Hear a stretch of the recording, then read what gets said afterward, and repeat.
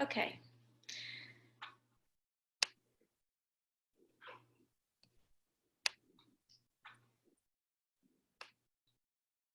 So good morning. Thank you for joining us for a Yin Yoga class.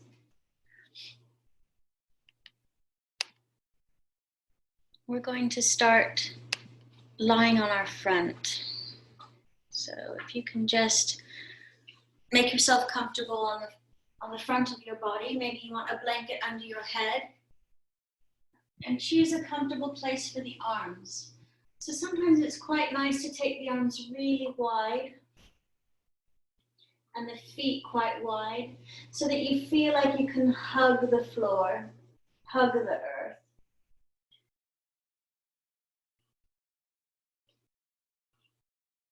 There's kind of just this sense of embracing the ground as you soften through the front body.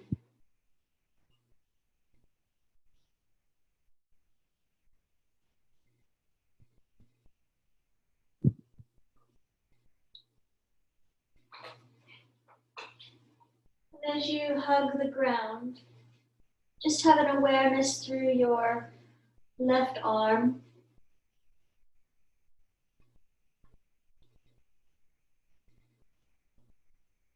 Getting a sense of the length of the arm.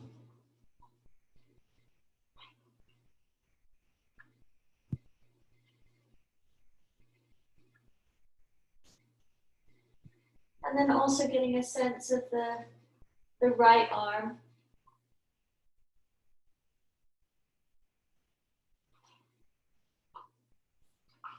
And the length of the right arm.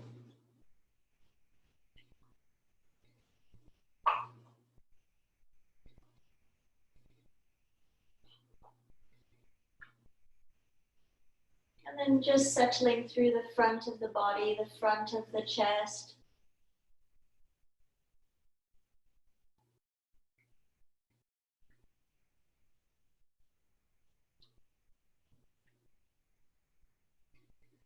Noticing that you are breathing.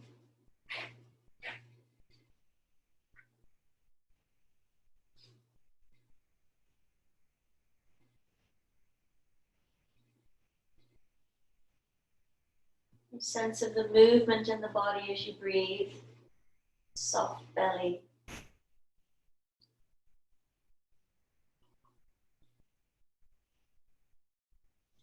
And if you wanted to turn the head to work symmetrically through your neck,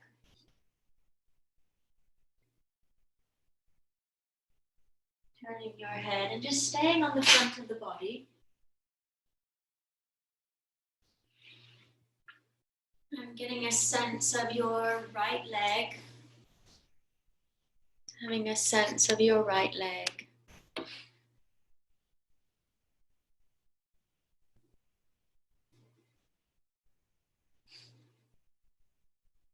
Getting a sense of the length of your right leg.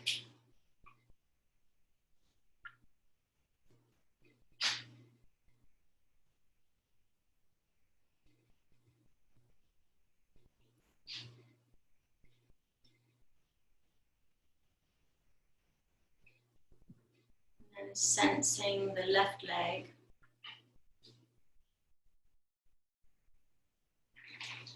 Relaxing the thigh.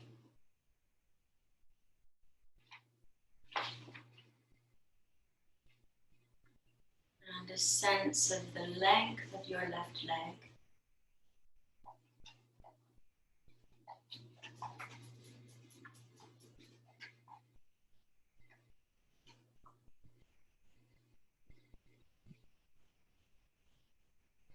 Softening across the front of the pelvis.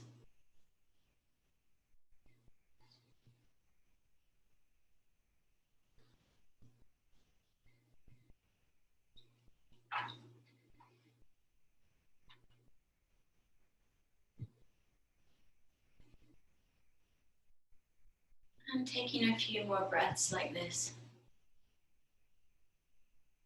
That ebb and flow of the breath. rise and fall of the belly.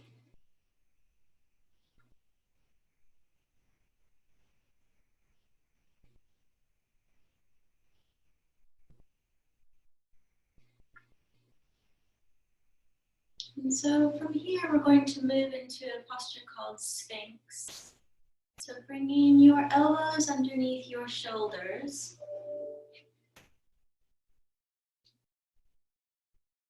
So that you can come up, lifting the chest up. And you can either have the eyes out at the horizon, or if you prefer, you can drop your chin towards your chest, releasing the top of the trapezius.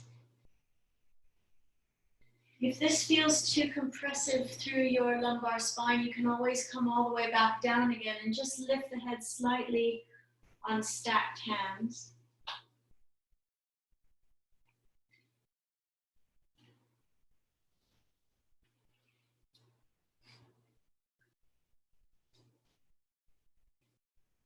So finding Sphinx, and again, just feeling all the places where your body meets the ground.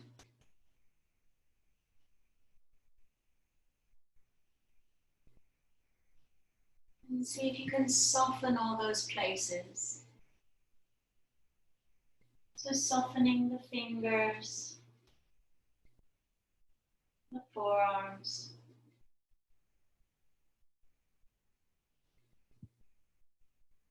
softening the belly,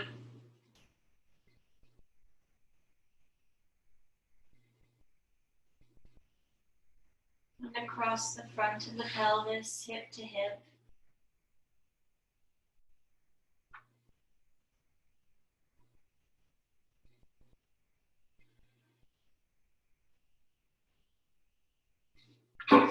Have an awareness of the legs. Again, right and left legs. A sense of their length. And then see if you can soften the thighs, the knees,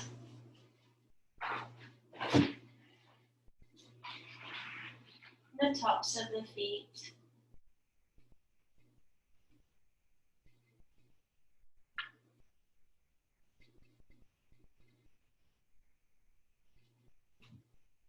Last minute here.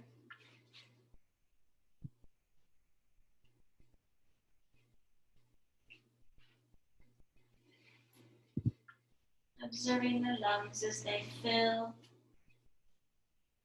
and empty.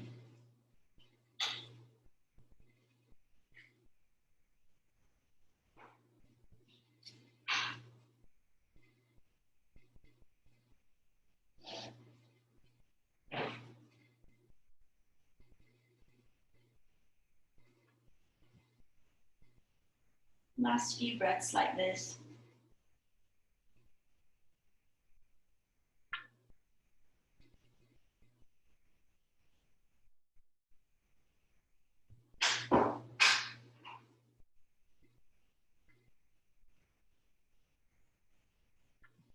And then in your own time, coming up to all fours. If you have some cushions handy, you might want the cushions between your hands and knees. Or if you have a bolster, that's probably even better. You could, if you need this higher, you can always stack blankets on top of your bolster or cushions. So this pose is called melting heart. The heart, the breastbone, drops down towards the support as your hands slide out away from you. And the pelvis stays back. So the femur is more or less running perpendicular to the floor. So it's called melting heart. The heart drops. You can rest the forehead on the ground. Or you can bend the arms in and rest your forehead on your forearms.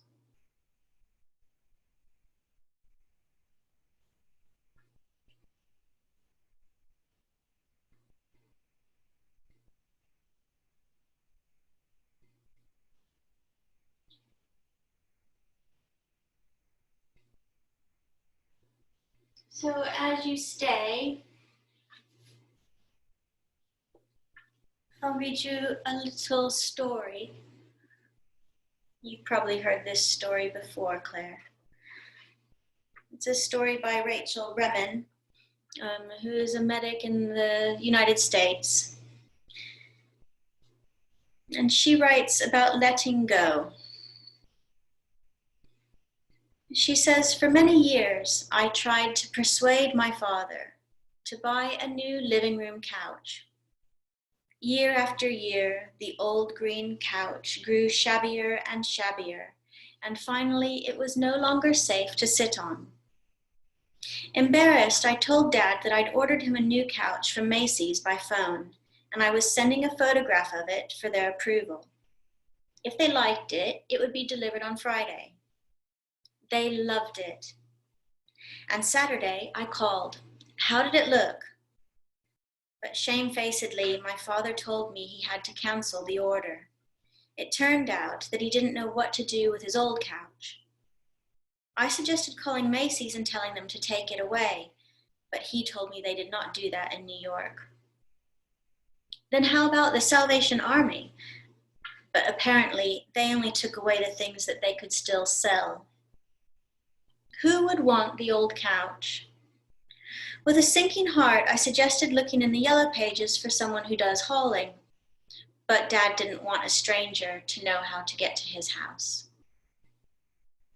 Finally, I was silenced, and my father, unaccustomed to letting go of anything, could not find his way of accepting my gift. Several years later, in the night, the old couch collapsed in on itself, and it stood in the living room that way until my father died, and I brought my mother with me to live with me in California.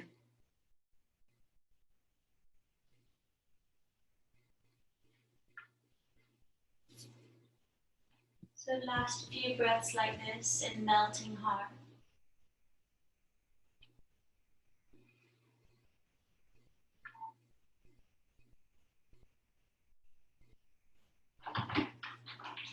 And then when you're ready, slowly, gently rising up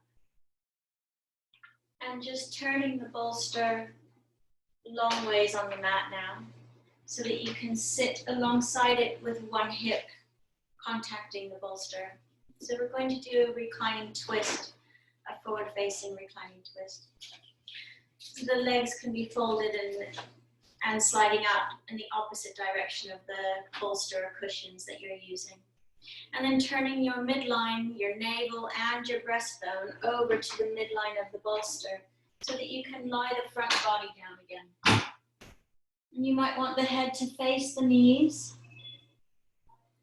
or if you wish, you can turn the head away from the knees. I find it more comfortable to have my head facing the knees. Let's see what's best in your body.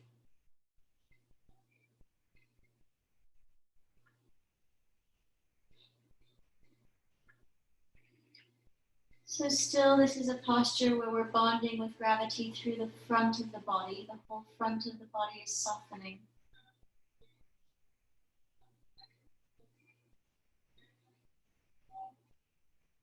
And just allowing the legs to anchor, to feel heavy and relaxed.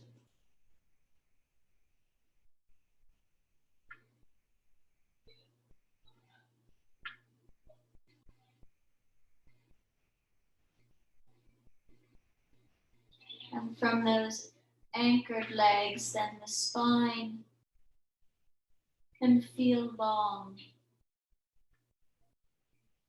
From the pelvis, up through the lumbar,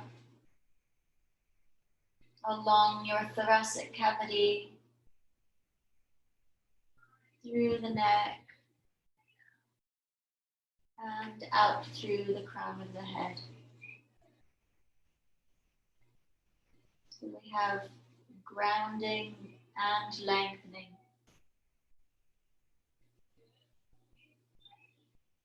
And then just this sense of falling forwards. breastbone heavy.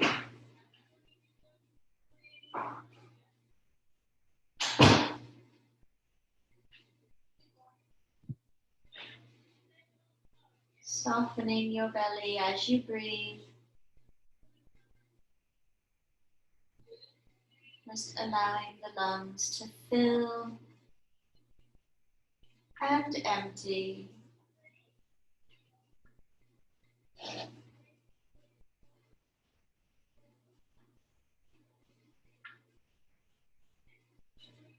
Filling and emptying your lungs.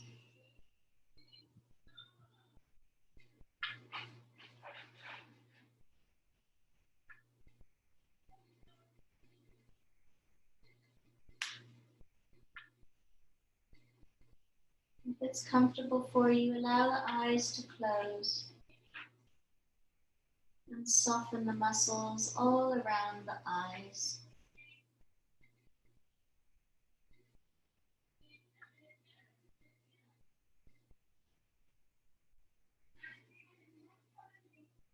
Let go of the weight of the skull.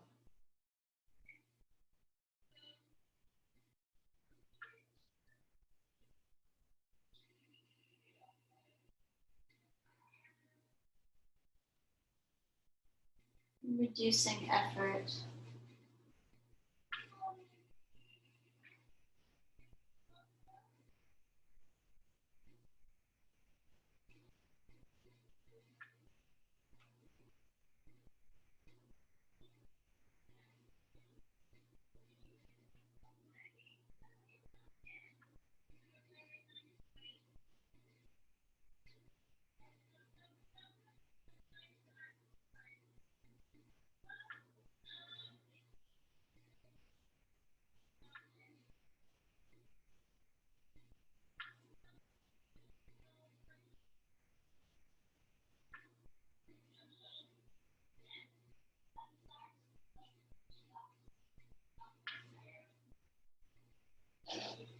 Last few breaths like this.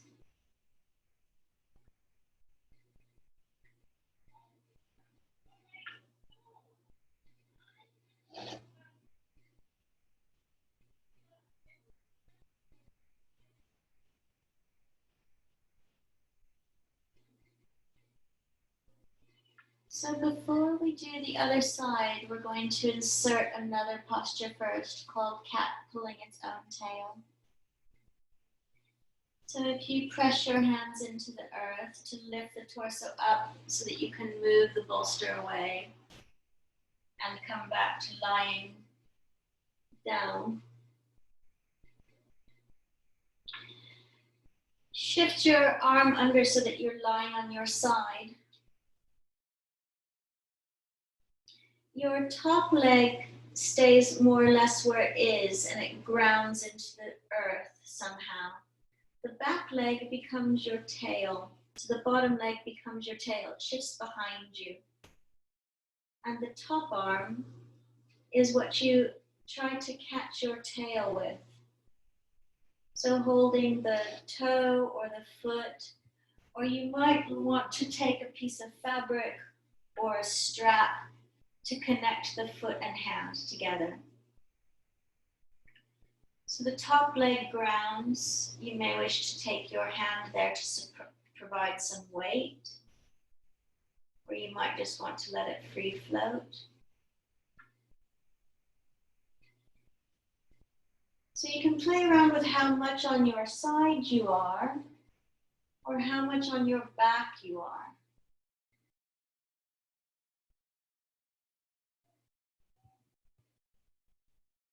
So rolling more onto the back opens the front of the chest a bit more.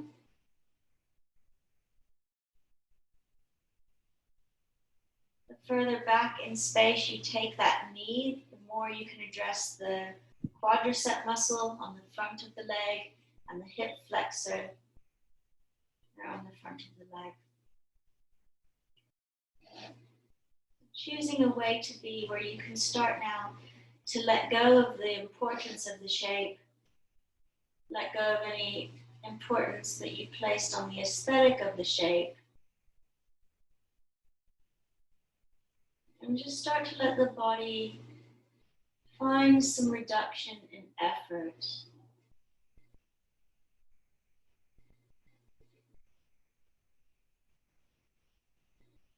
Finding a way to ease.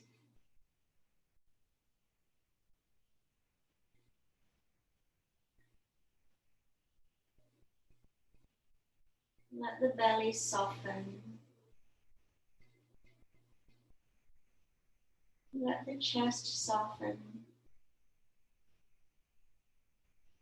And if you're happy to close the eyes, just letting the eyes gently close. And softening the muscles all around the eyes. Like the whole eye socket can soften.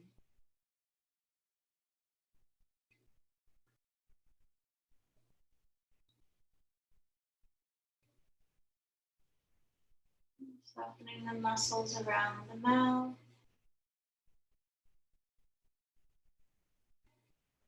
Relax your tongue in your mouth.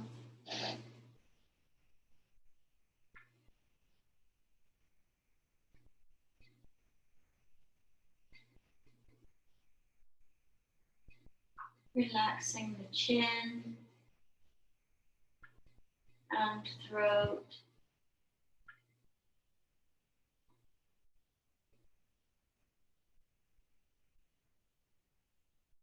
Even letting go of the foot if that's causing you tension. Last few breaths like this.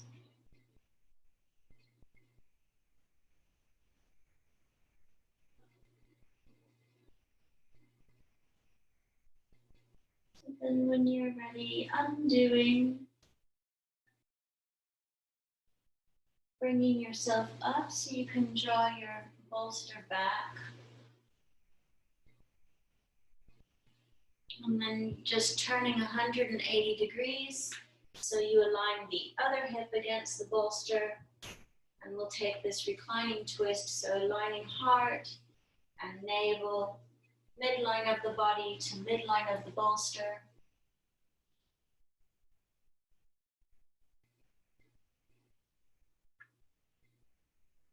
Taking this reclining twist now on the other side.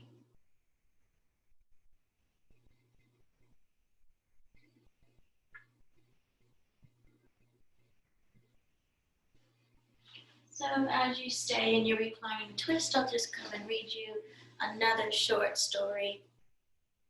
This is a second story about letting go, also by Rachel Remen. And she writes, "The house I own is a little A-frame cabin in the foothills of a mountain outside of San Francisco. When I bought it, it was so cramped and shabby that the first friend I brought to see it blurted out, 'Oh, Rachel, you bought that?' I started throwing things away the day after I moved in, and for the next few years, I threw away all sorts of things. Light fixtures, toilets, staircases, doors. Eventually, I even took out some of the ceilings and a few of the walls. The house had belonged to a man who was proud of his ability to fix things. If there was a hole in the wall, he picked up the first available board and nailed it there. If his wife wanted a shelf or a door or a deck, he put one wherever she pointed. I threw all these things away. Oddly, the more I threw away, the more I seemed to have. And over time, I rented 4 large Grange boxes and filled them with everything that did not belong. As I let go of each of these things, I could just imagine my father saying, 'Just a minute, that still works. You never know when you're going to need one of those.'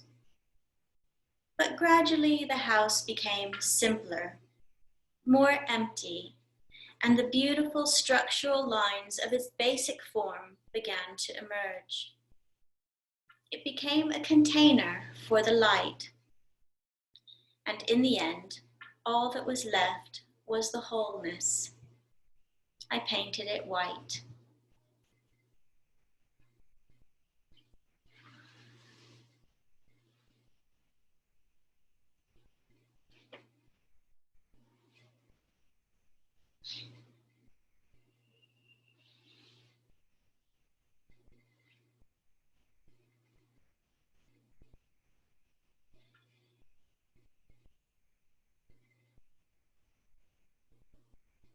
So as you stay, noticing where else can you let go?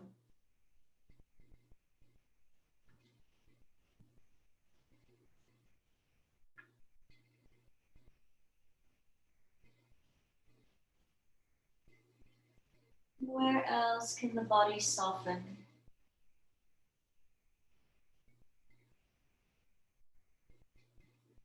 The belly,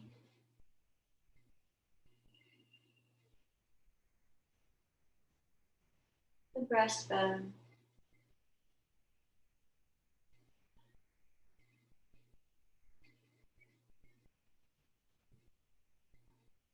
the jaw.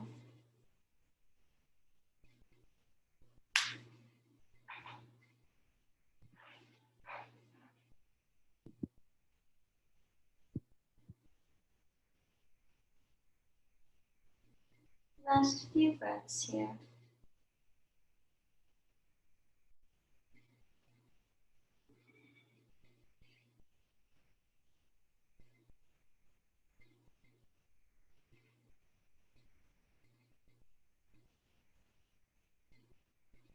And then finally, in your own time, bringing the hands under the shoulders so that you can press the earth away. Slide the bolster or cushions out from underneath you and come to lying on your side to set up for cat pulling its own tail. So the top leg stays as it is. Your bottom leg moves behind you so that your top arm perhaps can take the foot or using a strap. So the further back in space you take the bottom knee, the more you can address your quadriceps. Playing around with the trajectory of the chest. So maybe you want the chest pointing up, or perhaps you're happier on the side a bit more.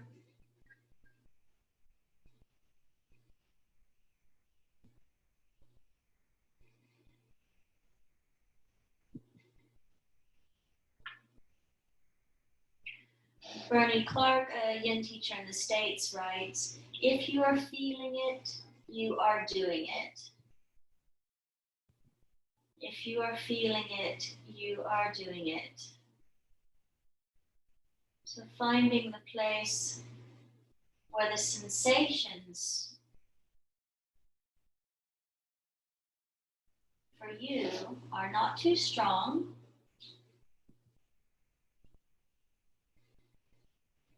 but give you a point of investigation.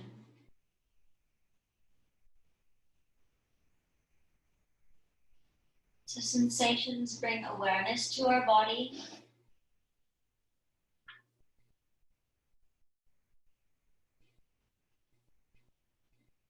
And really start to be curious.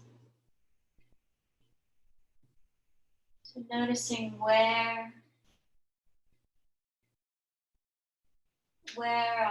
in the body are the sensations.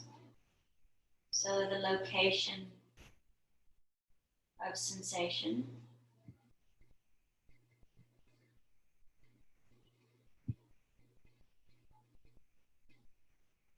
Ideally in Yin Yoga, we're looking for sensations above the knees, below the navel.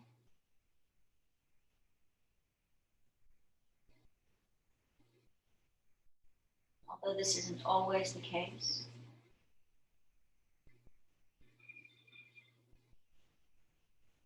And then noticing the quality of the sensations.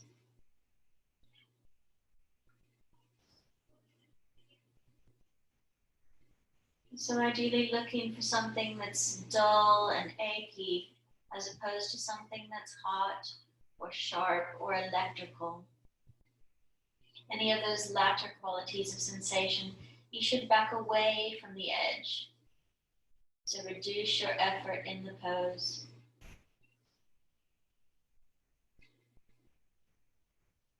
Notice how your breath is.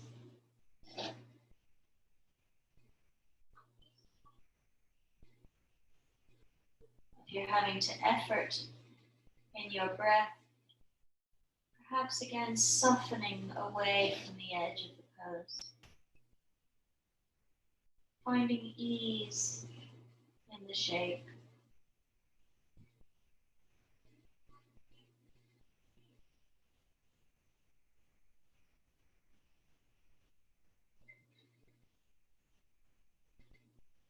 As we come into the last minute, scanning with your mind's eye, where could you reduce muscular effort?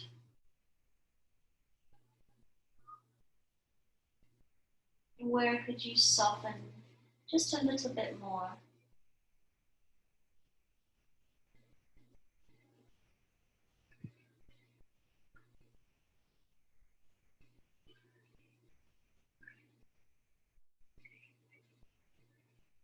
Last few breaths like this.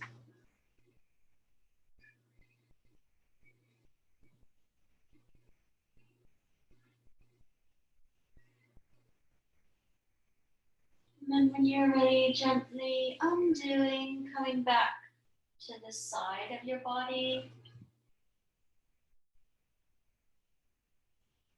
And then once again, bringing your bolster underneath the front body for child's pose. So pushing right back into your bottom to your heels. The bolster comes along the front of the body. You're going to rest the whole body down.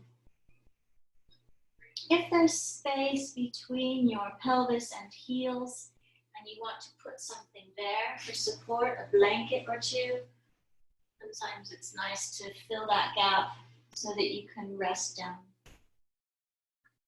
Options for the arms. Some people like their arms back towards the feet.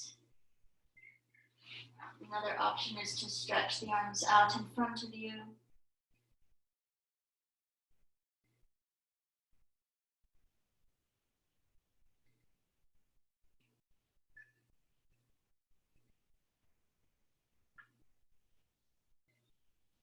And staying in child's pose.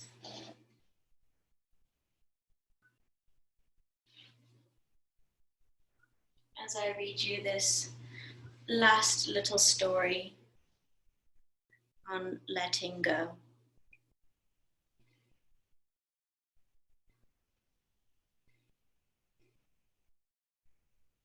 Jane's dog was never more than 2 feet away from her.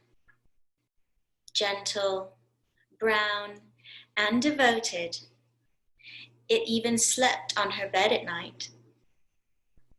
Its devotion was returned full measure, and when it finally died of old age, my friend said that she doubted she would ever have another dog. And she didn't have another dog for several years. But during this time, I visited her often in the small town where she lived. Sunday afternoon, we would walk down to the beach together. And in those few blocks, she would stop to pat dogs on leashes.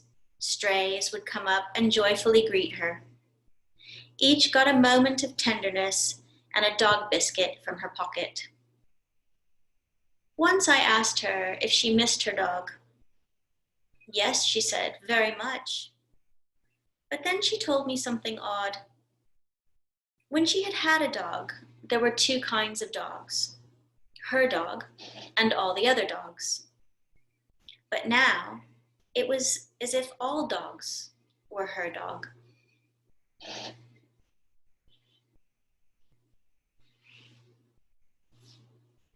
So if you'd like to turn the head to the other side, there in child's pose.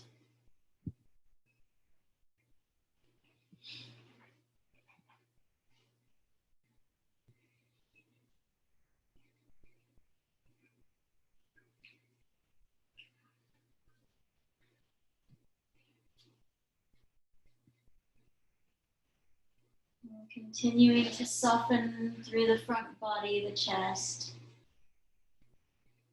Softening the belly as you breathe.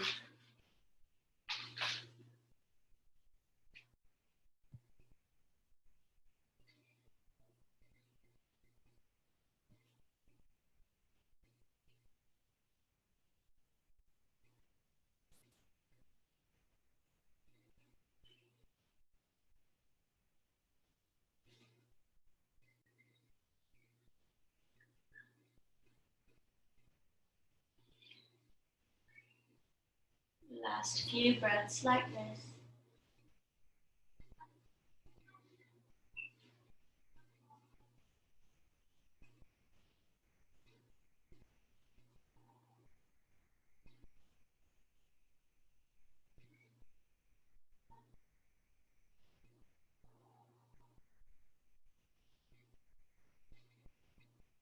And so then when you're ready, slowly coming up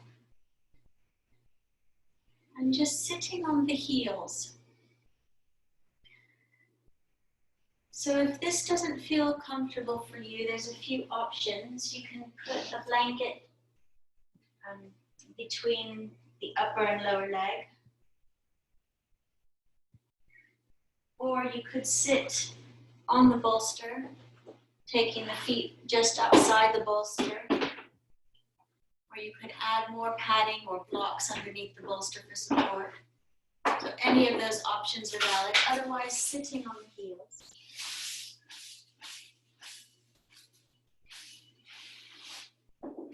Another variation is to lean back into your hands. So if you can take your hands behind you.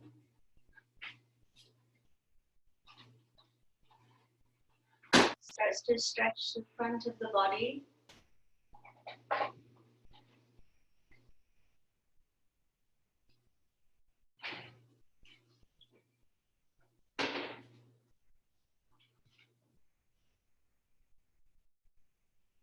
Some people would like to take their feet outside the pelvis. And then you might even be able to start to find the elbows.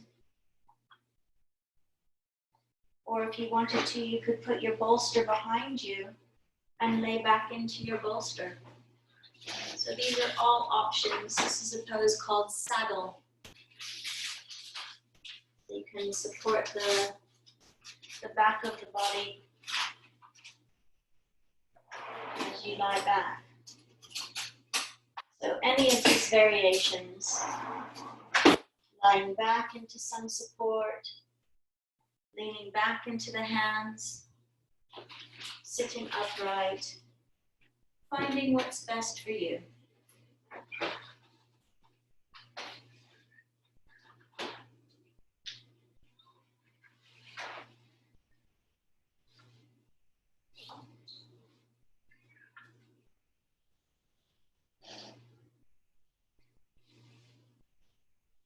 So up until now, we've been really opening the back of the body. Now we change and start to open the front of the body.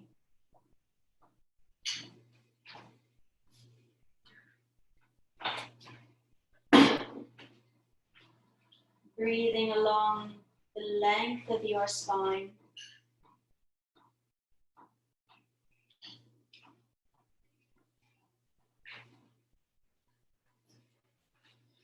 Breathing wide into the sides of the body. So there's a sense of expanse, wide through the rib cage.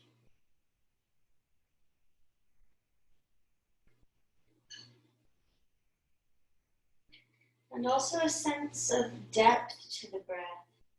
So from the breastbone to the back heart, there's a sense of depth to the breath. And then see if you can breathe all those three directions at once. Length, width, and depth. So you're filling the body like a vessel. Filling the body and emptying the body.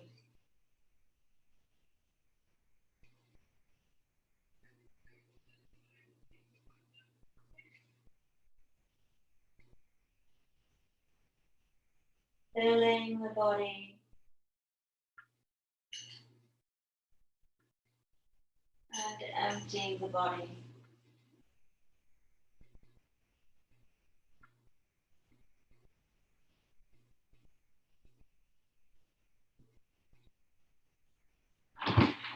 Last few breaths like this.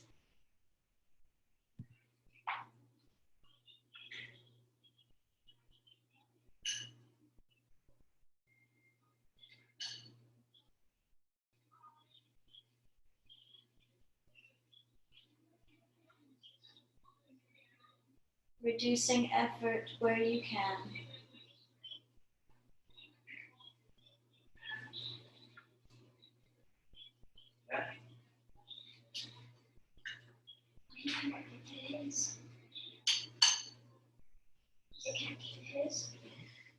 So if you're lying down, you might want to come out of this the same way you came in. So chin to chest. Use the elbows into the floor. Applying the hands. And then slowly coming up to sitting. Finding all fours, so coming into the hands. And tucking your toes underneath. We're going to find the only standing pose in Yin Yoga. It's called dangle. So it's just a forward fold on two legs. You can either hold the legs, or some of you may want to hold the elbows and dangle forwards.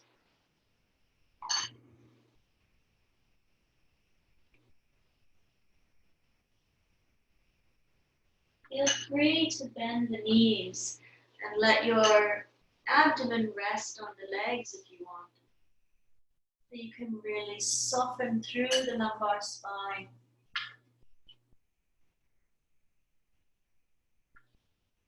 Softening across the whole back of the pelvis.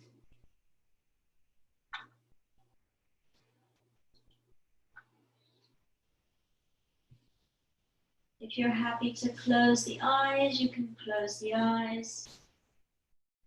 Relaxing and softening the muscles around your eyes.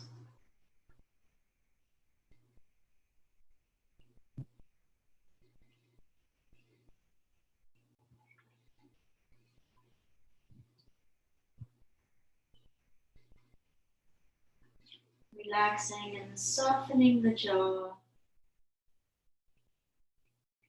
the tongue,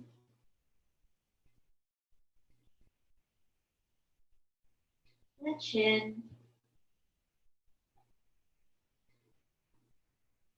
Just let the head, the skull hang like the bead on an earring. So the skull is free.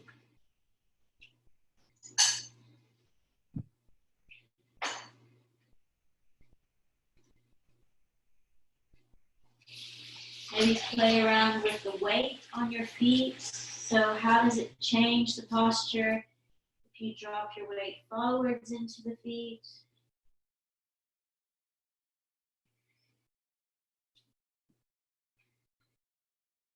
What changes if you drop your weight back more into the heels?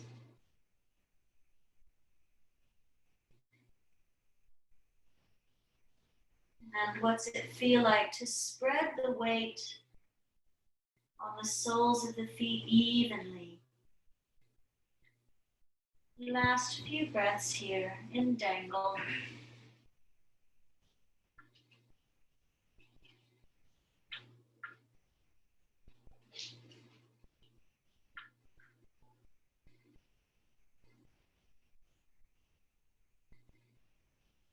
So from here, we're going to come into a squat, bringing your pelvis down and your head up. So the bolster still might be there behind you. You might just want to sit back into your bolster. You can sit on the bolster, or some of you might just happily sit easily in a squat. The hands can come together in front of the heart if you wish, or you might just want to let the hands release to the ground and hang your head.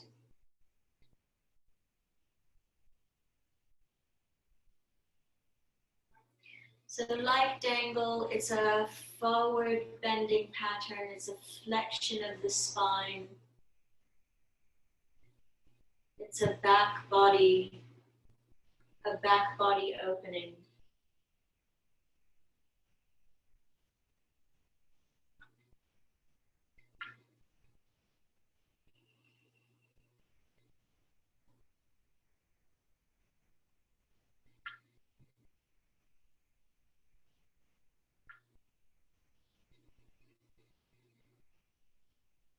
So again, this sense of softening where you can. Softening the face.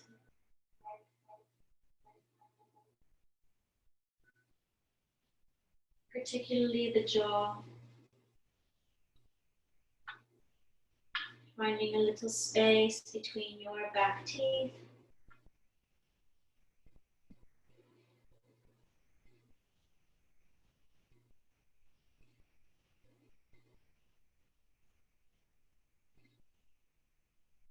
Softening the feet, where the feet meet the ground.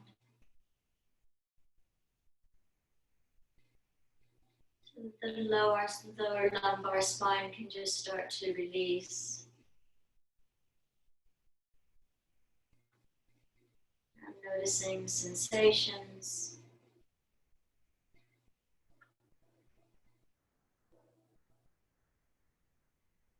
Softening all around those sensations. The last few breaths like this.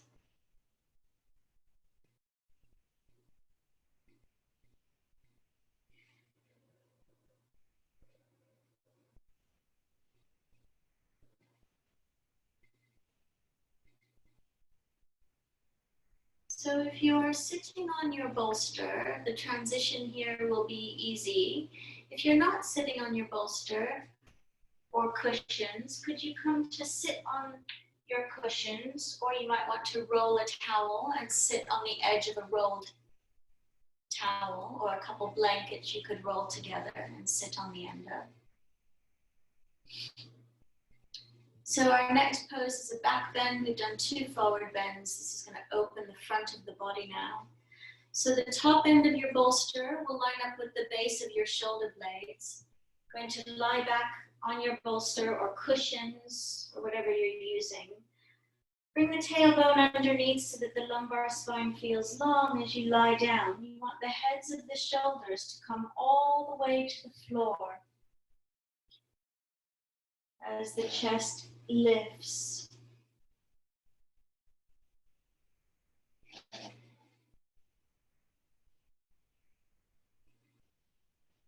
So it's a back bending feeling. The heart is lifted. The shoulders are supported. The skull is supported. Some people like to extend the legs. So if you wanted to extend the legs from here, feel free. And you can just let the legs fall out to the sides, if that feels nice in your body. If you have a very high bolster, that might be a bit intense to the lumbar spine, in which case just bend your knees. If it feels too much for your lumbar spine, another option is to bring the feet up to a bolster, stand on it, or you can put blocks underneath your feet.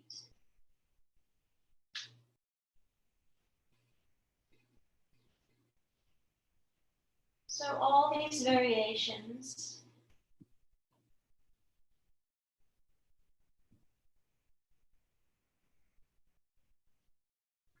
finding a place that works for you.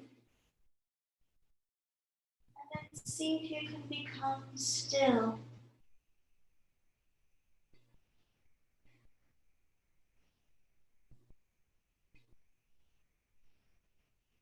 Seeking out the quiet in the pose.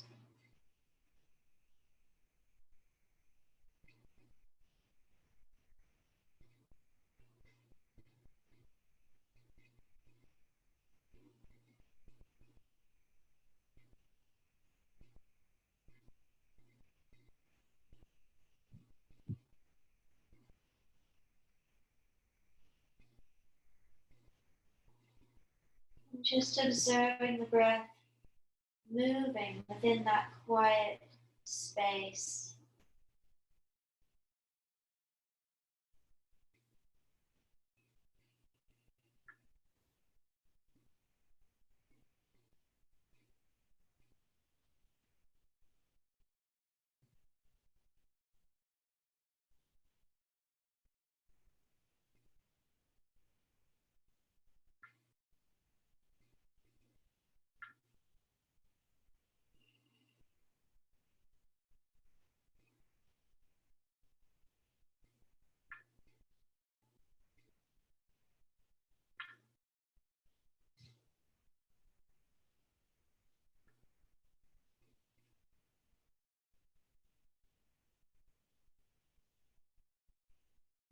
And when the mind wanders, just bringing it gently back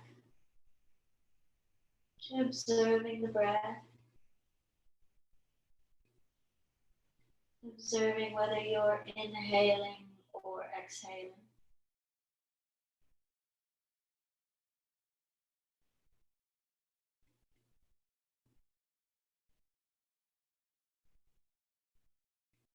See if you can receive the beginning, middle, and end of each inhalation.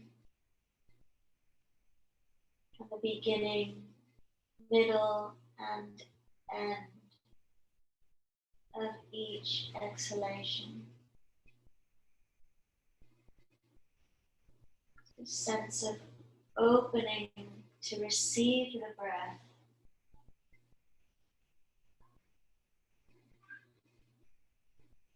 To receive life in this body.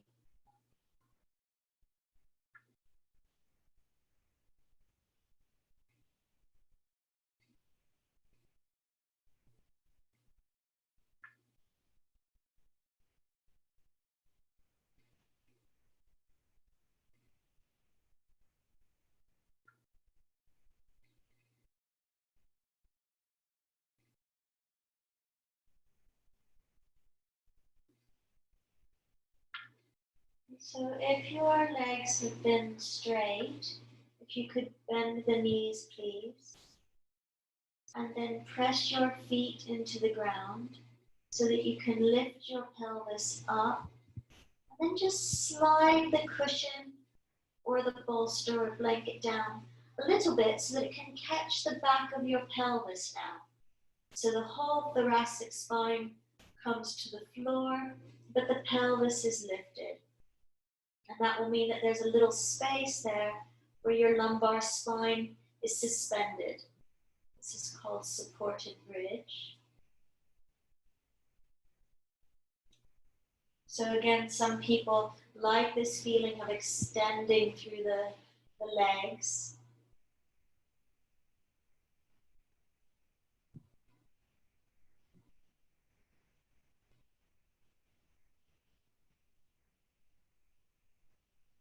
The front body is opening.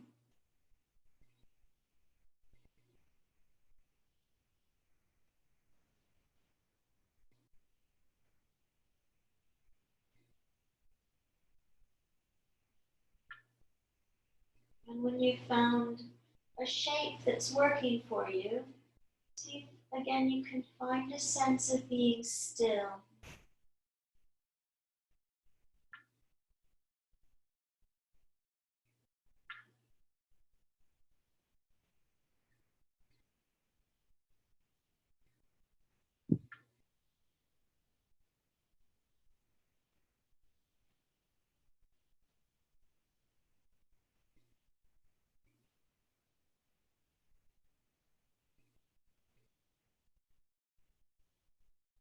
I had the good fortune of taking a yin class with my good friend and teacher Norman Blair on Sunday. And he spoke about this time we're in now of lockdowns and quarantines as one big yin posture.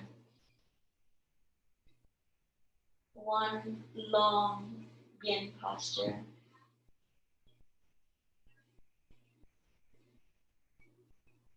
Where everything is slowed down. And we can watch the ebbs and flows of our own emotions and thoughts. Changes and sensations within our bodies.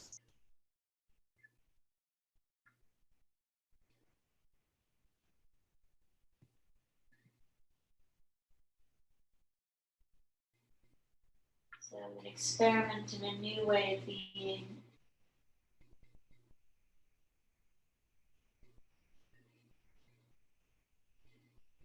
We can only just ever be here.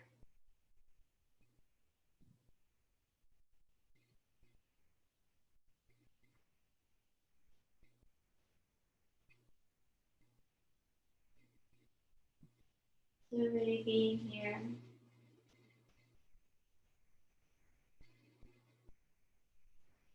Bringing your mind and body together.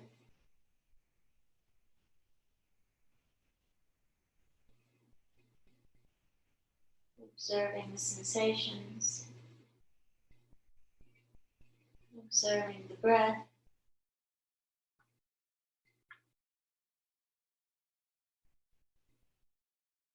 Observing life in this body.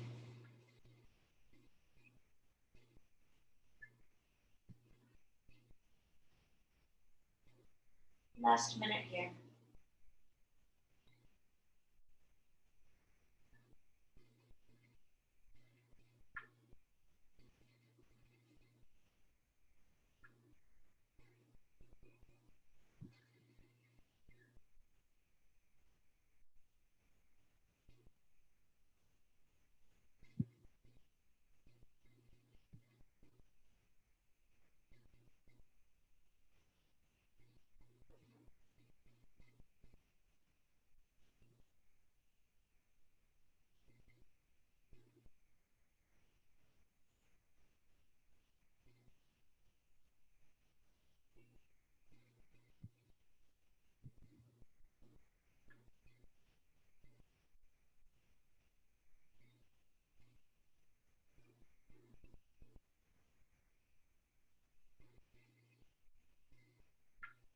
So then, when you're ready, pressing your feet into the ground so that you can lift your pelvis up and slide the bolster out from underneath your body.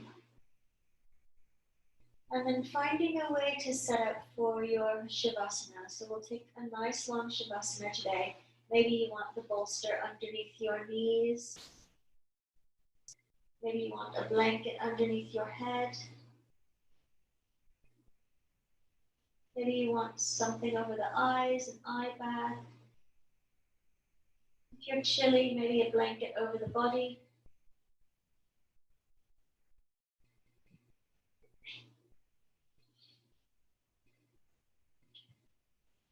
And then sweeping the skin on the back of the pelvis down towards the bolster. And stretching the heels away. And then we can reset the shoulder blades. So if you take your arms up into the air and turn your palms to face above your head, behind you. Place your hands on the floor, all 10 fingertips on the floor, and then press into the fingertips to release the shoulder blades so that they can slide down your back. Take your hands under your skull and sweep the skin on your skull from the base of your skull up to the crown of your head. And then release the arms. If there's anything else that you need to adjust, then do.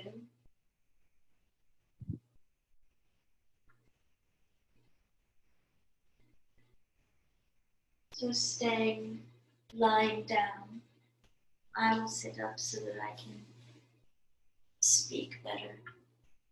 So just feeling the back of your body,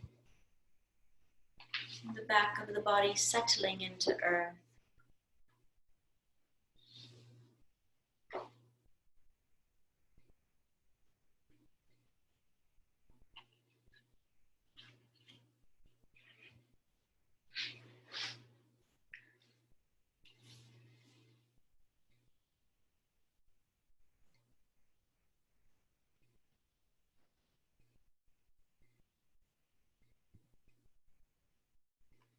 So soften your belly as you breathe.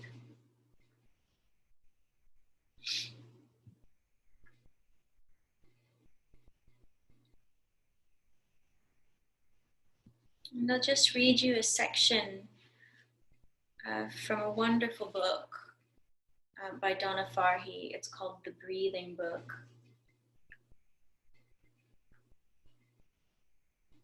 And so this is an excerpt from the book all about the diaphragm,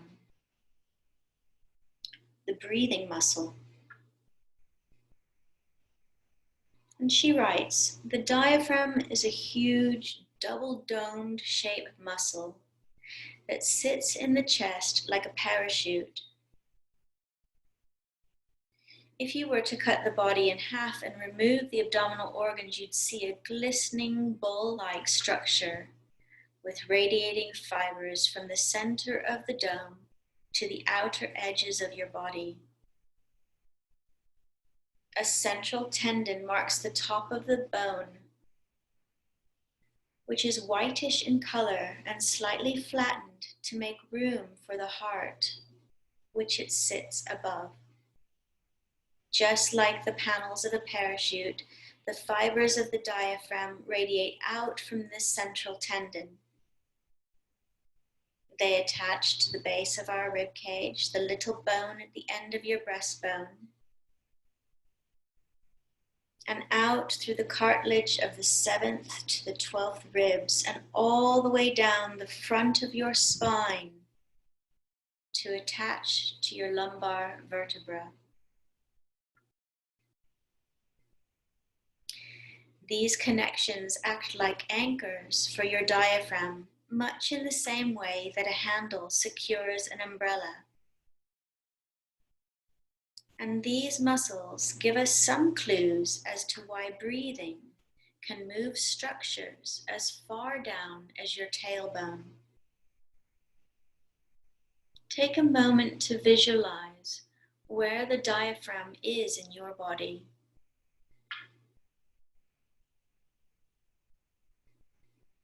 The organs above the diaphragm need to be connected and in communication with the organs below the diaphragm. And so there are openings to allow the passage of blood vessels, nerves, and your esophagus. The Native American Indians saw the diaphragm as the horizon between heaven and earth. And in many ways, this analogy is fitting. Our heart and brain reside above the diaphragm, and our guts and sex organs sit below it. The heart and lungs lie just above the diaphragm and are responsible for your circulation and respiration. Your stomach, pancreas, gallbladder, small intestine lie just below the diaphragm, the stomach being on the left side, and are responsible for digestion and assimilation, while the large intestine and sigmoid colon take the reabsorption and elimination jobs. The liver is just below the diaphragm on the right and acts as your chief processing and recycling plant for the body, breaking down poisons and storing important nutrients. The spleen on your left side, next to your stomach and directly below the diaphragm, has an immune function, and it contains cells that destroy harmful bacteria. It also recycles worn out blood cells and produces new ones. In the back of the body, where the diaphragm inserts, the kidneys are filtering and regulating the concentration of water and solutes in the blood, as well as excreting wastes. When the diaphragm moves in the luxurious expansions that mark full breathing, all of these organs are massaged, rolled, churned, and bathed in new blood, fluids, and oxygen. The organs get squeezed and released like sponges. Breathing stimulates all of the body to work better, and this is why it has such a profound effect on our sense of well-being. Subjectively, this free movement in the inner body also allows communication between rational thinking and our instinctual animal nature. take a moment as you rest to feel the way the organs in your body migrate with the ebb and flow of your current breath.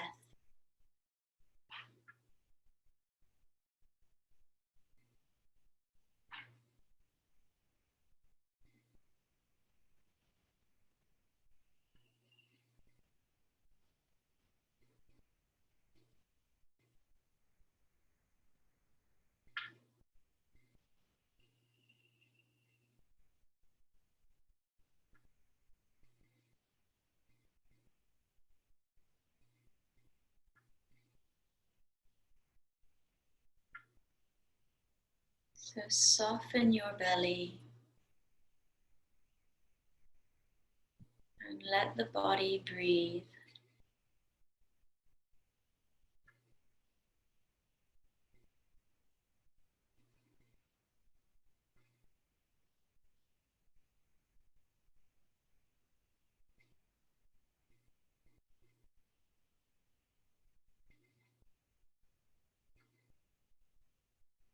Relax the fibers of the diaphragm and let it swing freely.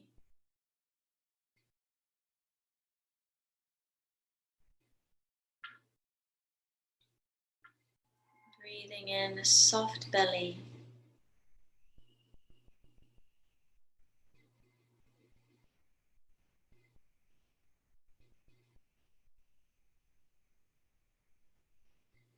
Softening the armoring over the heart.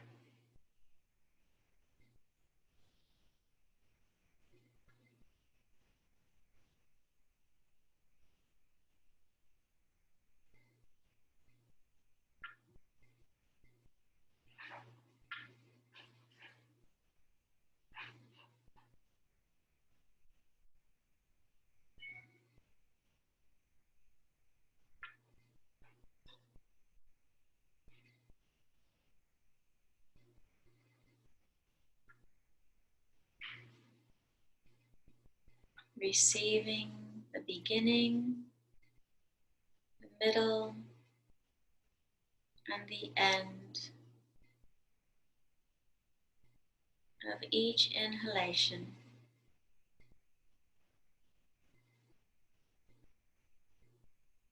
And each exhalation.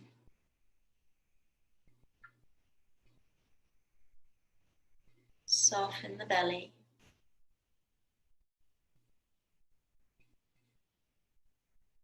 Free the diaphragm.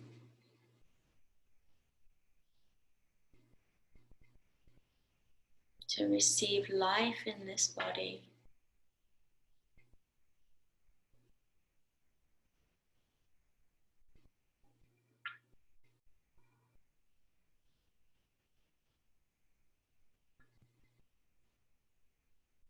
Just this body, just breathing.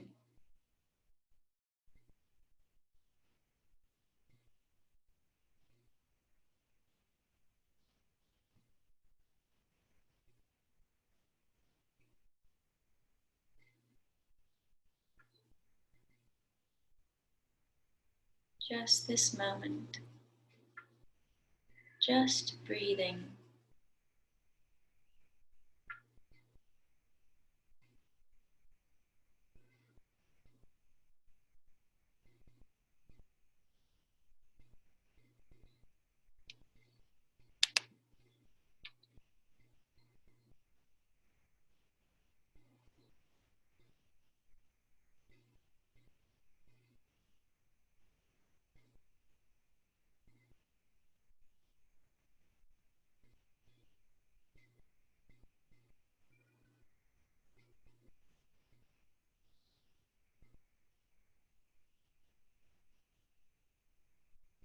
And then when your breath feels full,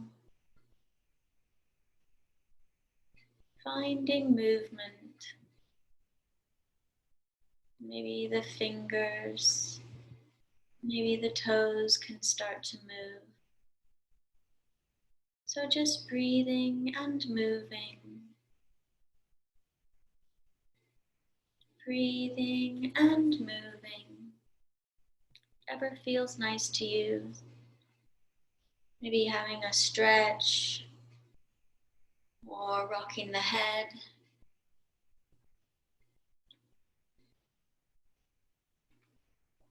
Or hugging the knees. Take your time. Take your own sweet, sweet time.